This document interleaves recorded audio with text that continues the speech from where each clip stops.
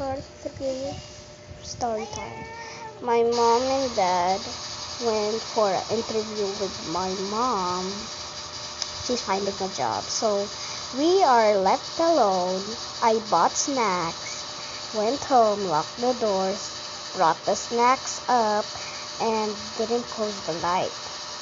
Like, seriously, I'm not joking around. I am serious. And here's my brother, and here's me. No one else is here except for us. Yo, I'm literally scared. Here are the snacks. Yeah, there's Filipino. I'm just gonna throw that later. And I turned on the lights here. So that there is the lights that went off by itself. So please comment down below what should I do.